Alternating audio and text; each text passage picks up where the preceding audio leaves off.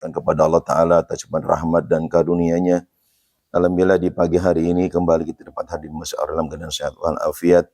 Pun sudah sama-sama kita laksanakan subuh berjamaah, harapan ta'ala sebagai ibadah kita diterima Allah Subhanahu wa taala. Salawat salam tak lupa diaturkan disanjungkan kepada pemimpin kita sekalian, pemimpin dunia dan akhirat, yaitu Nabi kita Muhammad sallallahu alaihi wasallam beserta keluarga, sahabat serta umatnya hingga yaumil qiyamah. Melanjutkan bacaan kitab Mirqah Sudut Tasdik fi Sahih Islami Taufiq ila Mahabbatil Allah Tahqiq, ada di halaman 85. Baris kelima dari dari atas, halaman 84, baris kelima dari atas sebelah kanan luar. Bacaan wasihru. Halaman 84, baris kelima dari atas sebelah kanan luar. Bacaan wasihru.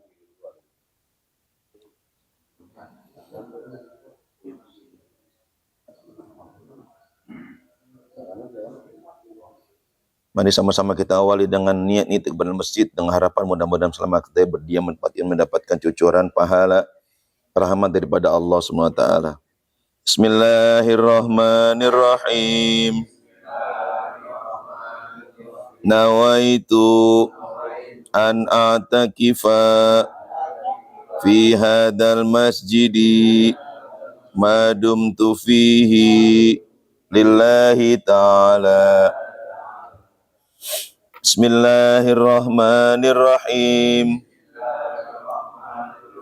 Was-sihru wal khuruju an ta'ati al-imami wat tawalli ala yatimin aw masjidin aw liqada'in aw nahwi dhalika ma'a ilmihi bil ajzi anil qiyami bitilka al wazifati wa iwa'u az-zalimi wa mana'ahu mimman yuridu akhzal haqqi minhu wa tarwi'u al muslimina wa qat'ut tariqi wa yuhaddu bihasabi jinayatihi imma bita'zirin aw biqat'i yadin wa rijlin min khilafin aw yuqtalu aw biqatlin wa salbin.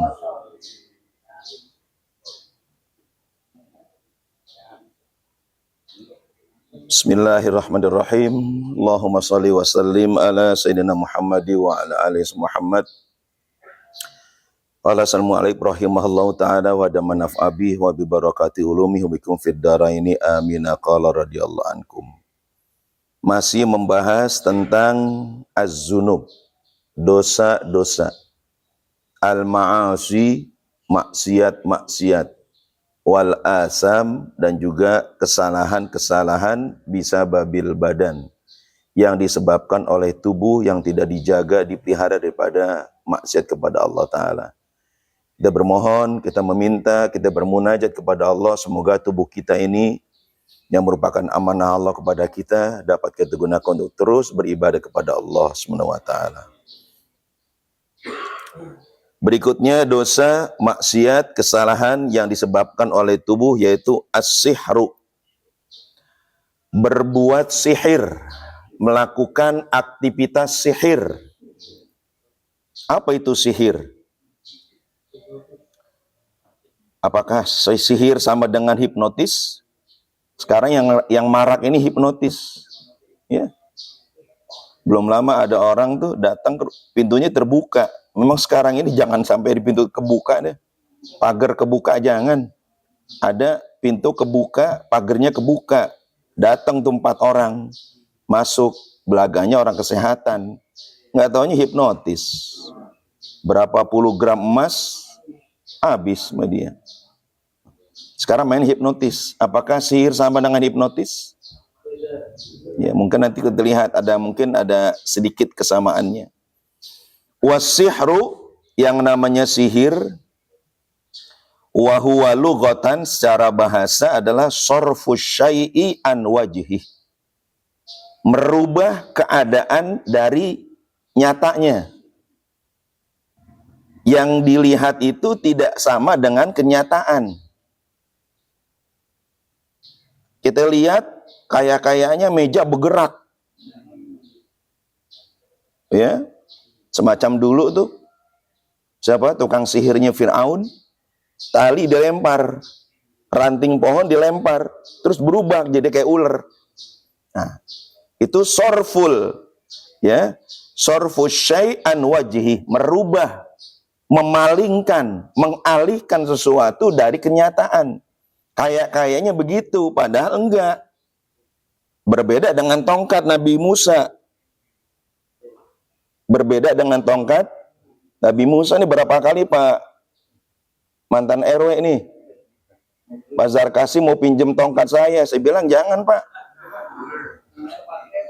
Bapak belum sampai ilmunya, saya bilang. Ini duduk, saya bilang, udah 2 kali jatuh nih. Saya takut yang ketiga terjadi perubahan.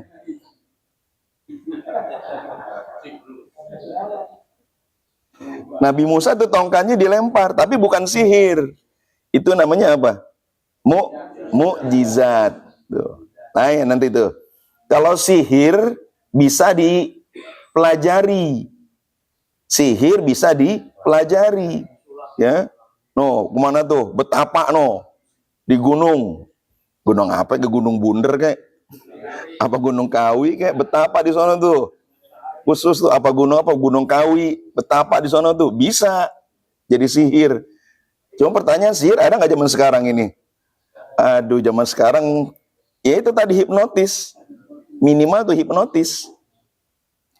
Jadi secara bahasa yang namanya sihir, sorfus syai'an wajhi, memalingkan sesuatu, mengalihkan sesuatu dari kenyataannya. Nggak apa-apa sebenarnya. Itu yang namanya sendal, namanya bangku, itu diem aja. Tapi orang lihat dialihkan, itu bangku, kayak mobil. Bangku jadi kayak mobil tuh. Itu namanya sarfus syai'an wajhi. Dialihkan, dipalingkan sesuatu dari kenyataannya. Wastilahan, adapun menurut istilah, yang namanya sihir itu muzawalatin nufusil khabisah. Praktek-praktek dari orang-orang yang punya karakter buruk. Perbuatan-perbuatan yang diusahakan sama orang-orang yang jelek, yang jahat. Biakwalin, baik berupa ucapan, jampe-jampe barangkali. Wa af'alin, atau gerakan-gerakan, ya, gerakan dia, muter-muter tangannya, kakinya muter-muter, ya. Yansha'u anha umura khariqatin lil adah. Dari ucapan yang disebut-sebut, jampe-jampe, wafak-wafak, apalagi itu? Ya, azimat, jimat-jimat. Sebenarnya bahasa Arab azimat jadi jimat. Jadi jimat-jimat, jampe-jampe yang dia baca, yang dia gerak-gerakan tadi itu menimbulkan sesuatu yang menyalahi kebiasaan. Itu secara istilah tuh, ya, jampe-jampe, jimat-jimat yang dibaca, yang dilakukan, digerak-gerakan sama seorang yang memang punya karakter buruk, lalu menyalahi kebiasaan. Dia bisa jalan, bisa terbang. Wa mazhabul ulama, mazhab ulama, annahu haqqun. Ulama menyatakan bahwa yang namanya sihir itu nyata. Walahu haqiqatun, dan memang bisa dibuktikan. Khilafan lil mu'tazilati haitsu qalu annahu takhayyulun. Kalau kelompok orang Mu'tazilah itu orang-orang yang qadariyah tuh yang lebih meyakinkan bahwa itu merupakan manusia punya perbuatan, itu Mu'tazilah tuh. Dia kaya kenapa? Karena bekerja. Dia sehat kenapa? Karena berobat. Bukan lagi daripada Allah. Padahal bisa kaya kenapa? Dengan izin Allah. Orang sembuh dari sakit walaupun dengan perantara dia berobat, diminum obat, itu dengan izin Allah. Mu'tazilah enggak. Kita kaya karena kita berusaha. Kita sembuh karena kita minum obat. Kita sakit kenapa? Karena begadang. Itu Mu'tazilah begitu pahamnya. Itu meyakini bahwa yang namanya sihir itu takhayul. Tahayul. Nah, kita tahayul, bahasa Arabnya takhayul. Ya, tahayul. Jadi apa tahayul itu? Apa tahayul? Jadi yang hanya sekedar fata morgana gitu. Jadi nggak nyata bagi dia. Watamwihun. Jadi merupakan takhayul dan merupakan hanya semata-mata trik-trik tertentu. Wa annahu, bahwasanya dengan sihir tadi itu yaktul, dia bisa membunuh. Jahatnya sihir bisa membunuh seseorang. Wa yamrudu, orang dibikin sakit bisa tuh. Dengan jimat-jimat, dengan jampe-jampe yang dia baca, orang yang dimaksud sakit. Santet ya. Sihir sama dengan dukun nggak? Sihir sama dengan perdukunan nggak? Ya santet udah itu. Jadi sakit, dia mati. Wa yafruq, atau memisahkan suami istri yang akur jadi bercerai. Tuh. Wa yajma, dan juga bisa menggabungkan sesuatu yang dia mau. Orang ini digabungkan padahal dia bukan pasangannya, diceraiin supaya nikah sama orang lain. Tolong ceraiin tuh, biar itu gue demen sama dia. Nah, diceraiin sama orang, sama si ahli sihir tadi itu, lalu dia bisa menikah dengan dia di bawah pengaruh. Wa ghairi zalika, dan selain itu. Wa ta'siru zalika, semua itu hanya bisa berpengaruh kalau menurut mazhab ulama. Itu sihir hanya bisa memberikan pengaruh minallahi ta'ala, dengan izin daripada Allah Ta'ala. Wa huwa kabiratun inda Syafi'i. Itu sihir termasuk dosa besar menurut Imam Asy-Syafi'i. Wa kufrun inda baqil a'immah. Tetapi menurut ulama yang lainnya, mazhab Hanafi, mazhab Hambali, mazhab Maliki, tidak masuk kategori dosa besar, bisa menjadi kafir orang itu. Kalau Imam Syafi'i hanya menghukumkan itu perbuatan dosa besar, tapi imam yang lainnya, Hambali, Hanafi, dan Maliki, menghukumkan pelaku sihir itu masuk kategori orang yang sudah kategori kafir.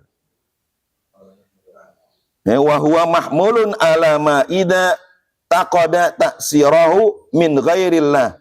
Itu dengan catatan, katanya kafir menurut pendapat imam yang lainnya, selain Imam Syafi'i, kalau dia punya keyakinan bahwa orang dipisahkan suami istri, orang jadi sakit, orang jadi meninggal, itu semata-mata karena kekuatan, bukan dari kekuatan Allah, dari kekuatan semata-mata tukang sihir.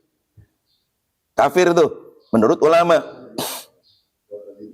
Fayakunu kufran bittifaq. Kalau punya keyakinan bahwa si tukang sihir bisa membuat mati, bisa membuat orang sakit, maka secara mufakat ulama mengatakan itu sudah kategori kufur. Wa amma idza taqada anna Allah ajra adatahu bi khalqi umurin inda qiraatil azaim. Adapun kalau sekedar punya keyakinan bahwa itu terjadi dengan sesuatu yang dia baca berupa jimat-jimat, ya, fala yakfur, maka nggak jadi kufur. Ya, ya, kalau sekedar meyakini bahwa itu terjadi, ya, Allah memberikan izin dengan cara membaca jimat-jimat, jampe-jampe tadi itu, orang jadi, ya, terjadi sakit atau mati, itu disebabkan dengan izin Allah. Fala yakfur, ya, littifaqil Mu'tazilah ala kufri, berbeda dengan pendapat Mu'tazilah mengatakan kufur. Afadahu As-Suhaimi was-Sarqawi. Begitulah diterangkan oleh Syekh Suhaimi dan Imam As-Sarqawi. Sarqawi itu. Kadang-kadang ada orang yang namanya Sarqawi itu. Ternyata Sarqawi nama ulama. Ya, ada tuh penyanyi tuh namanya Sarqawi itu. Ya, ternyata dia ulama itu. Madura ya. Sihir nggak boleh, Ini sihir pertama kali yang ngajarin siapa sih? Sihir siapa yang pertama kali ngajarin? Yang pertama kali ngajarin sihir adalah malaikat Harut dan Marut. Bukan Carut Marut, bukan. Malaikat Harut dan Marut jadi Carut Marut. Jadi secara singkat aja deh. Nabi Idris ini ya, jadi nabi yang paling banyak membaca. Nabi Idris, nabi yang paling banyak baca, makanya Idris, asal kata darsun. Semua kitab Nabi Idris baca tuh. Di zaman kitab apa kayak dibaca oleh Nabi Idris. Dia ibadah kepada Allah. Bahkan Nabi Idris pernah dia minta, jadi dia baca surga, dia baca neraka, bagaimana yang namanya kematian, dia baca semua tuh Nabi Idris. Ya, sampai pernah Nabi Idris kan dia berteman sama malaikat maut. Malaikat pencabut nyawa. Dia minta tolong, minta sama Allah, saya pengen nyicipin yang namanya mati. Nabi Idris tuh, kata malaikat, lah belum waktunya mati, kagak bisa, minta sama Allah. Masa kagak boleh orang nyobain doang? Aku mau cerita sama orang Royan gitu. Minta malaikat, lah dapat izin, nyoba, kasih dia mati. Begitu mati, malaikat maut nangis.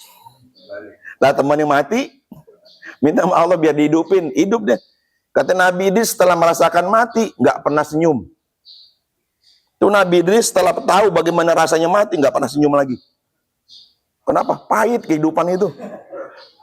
Terus dia bilang, sekarang saya udah ngerasain mati. Sekarang saya kepengen masuk neraka. Kenapa? Udah baca kitabnya. Minta izin malaikat Malik. Minta izin. Masuk ke neraka. Ya Allah, dengan macam-macam siksa dia lihat tuh malaikat. Nabi Idris ngeliat itu. Ya Allah, makin nginyem tuh. Makin jembetut, nggak bisa senyum lagi, neraka dilihat. Terakhir Anda minta satu. Anda pengen coba tahu bagaimana surga. Wah, belum boleh. Orang nyoba doang kok. Mati masa boleh nyobain? Neraka boleh nyobain, masa surga nggak boleh nyobain? Minta sama Allah, kasih izin. Masuk surga deh. Di surga, begitu penuh kenikmatan. Ya Allah, kagak susah, kagak repot. Kata malaikat, itu malaikat Ridwan, waktunya udah habis. Pulang deh. Apa kata Nabi Idris? Saya udah ngerasain mati. Udah ngerasain masuk neraka. Sekarang masuk ke surga. Masa gue dikeluarin? Kan Allah udah bilang. Wa ma hum bimukhrajin. Orang kalau sudah masuk ke dalam surga nggak bakalan dikeluarin. Nah, apa yang kurang saya? Mati udah ngerasain, neraka udah, masa sekarang belum masuk surga suruh keluar? Kebangetan. Kagak mau keluar Nabi Idris tuh. Jadi dia mendapat dispen oleh Allah. Nabi Idris di surga itu. Nah, tentang Nabi Idris ini dipuji-puji oleh malaikat. Ya Allah, Nabi Idris tuh ajib tuh dia tuh. Semua kitab dibaca. Orang belum pernah pengen ngerasain mati, dia ngerasain mati. Ya Allah, orang belum ngerasain masuk neraka, dia pengen nyobain. Sampai sekarang di surga, malaikat sebut-sebut kebaikannya. Allah, ketika malaikat sedang bicara kebaikan, kehebatan Nabi Idris, Allah ngomong, kemarin kamu bilang, katanya manusia tukang membuat kerusakan, tukang bunuh-bunuh. Ya, ketika aku ciptakan manusia, kamu suruh sujud oleh aku pada sujud kecuali iblis. Ya, kemarin kamu bilang kenapa? Ya, apa ayatnya itu?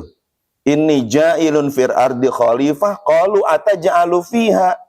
At malaikat tuh. Qalu ataj'alu fiha, kenapa kau ciptakan mayyubsidu fiha, manusia yang bakal bikin kerusakan.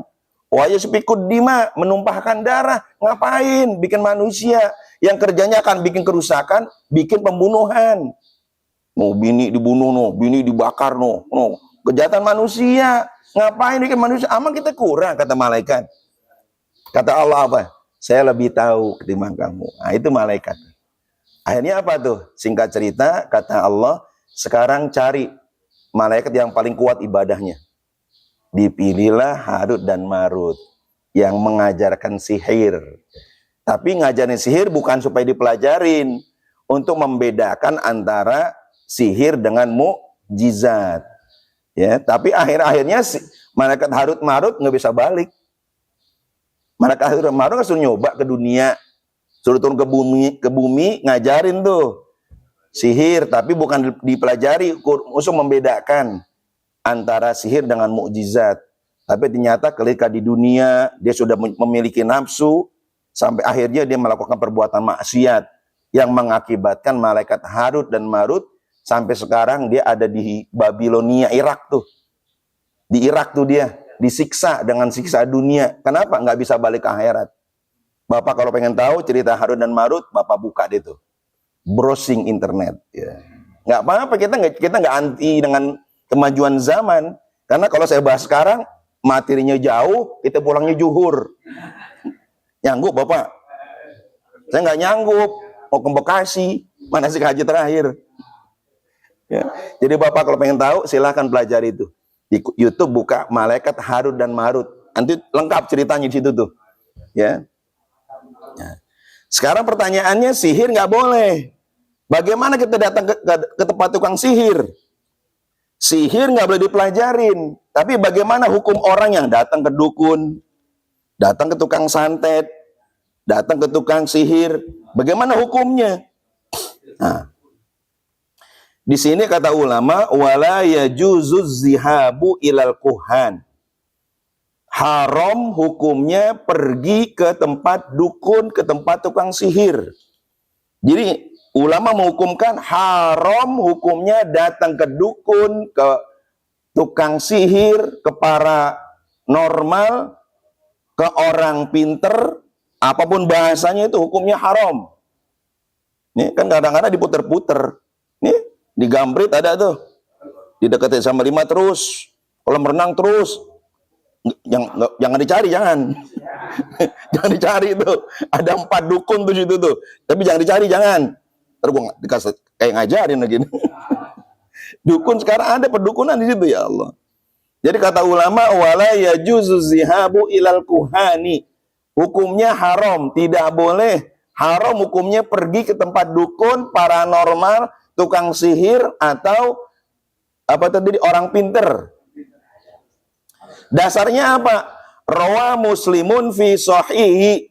Telah datang satu hadis riwayat Imam Muslim dari hadis yang sahih.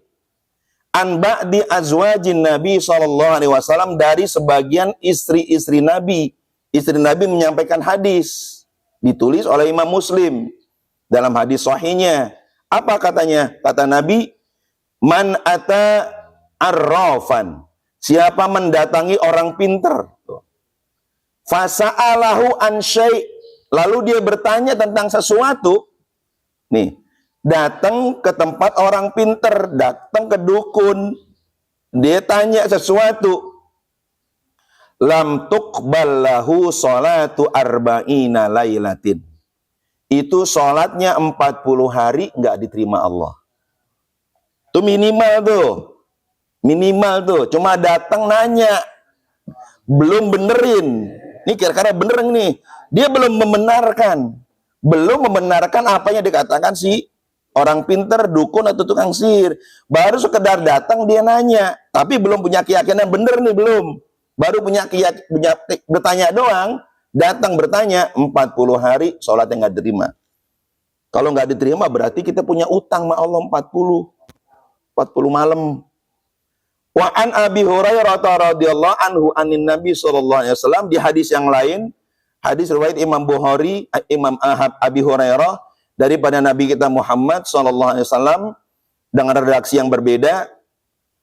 Man ata arrafan, siapa orang datang kepada orang pinter, dukun, tukang sihir, tukang tenun, tukang santet dan macam-macamnya, fasa'alahu an syai', dia bertanya sesuatu.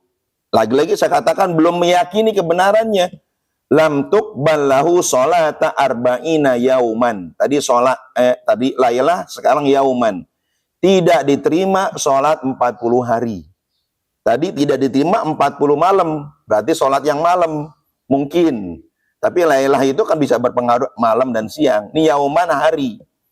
Nah, jadi minimal orang yang datang ke tempat dukun, orang pinter, paranormal, tukang santet, tukang jampe, tukang macam-macamnya itu 40 hari sholatnya nggak diterima sama Allah. Minimal tuh dosanya tuh. Wa an Abi Hurairah radhiyallahu anhu anin Nabi sallallahu alaihi wasallam, di hadis yang lain daripada sahabat Abu Hurairah radhiyallahu anhu daripada Nabi kita Muhammad sallallahu alaihi wasallam, qala, beliau berkata, man atakahinan, siapa orang datang kepada dukun, fasaddaqahu. Nah, ini membenarkan.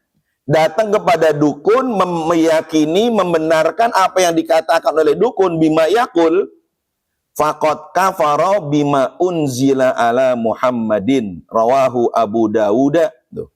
Maka dia sudah mengingkari, tidak percaya dengan ajaran Nabi Muhammad. Kafir sudah. Kalau dia datang ke dukun, membenarkan dukun nasihat begini, oh iya mbah, ya betul mbah. Dia manggut-manggut, betul mbah. Itu sudah kategori dia nggak beriman dengan ajaran Nabi Muhammad. Hadis riwayat Abu Dawud. Warawahu Ahmad wa Turmuzi, ya, dan juga riwayat Imam Ahmad Turmuzi, warawal arba'ah, imam ulama yang 4, wal Hakim, dan juga Imam Hakim, qala sahihun ala syartihima. Itu katanya sahih. Kata Nabi, man atakahinan, siapa orang datang kepada dukun, au arrafan, atau kepada orang pinter, fasaddaqahu bima yaqul, lalu dia meyakini, membenarkan apa yang dia katakan orang pinter atau dukun tadi, faqad kafara bima unzila ala Muhammadin, maka orang itu sudah kafir dengan ajaran Nabi Muhammad SAW. Jadi barangkali pelajaran ini secara singkat, jangan kita pernah datang ke tempat orang pinter, jangan pernah datang ke dukun, jangan pernah datang ke paranormal, jangan pernah datang ke tempat tukang santet, tukang jampe, kalau mau datang ke tempat kiai. Kenapa? Kiai ada kitabnya. Dasarnya adalah Quran dan hadis. Ya insya Allah, Allah telah pelihara iman kita, keluarga kita jangan sampai tergelincir daripada perbuatan maksiat, menyebabkan kufur kepada Allah Ta'ala. Wallahu alam, wa ilmu atam, la ilma ilam alam. Al-Fatihah.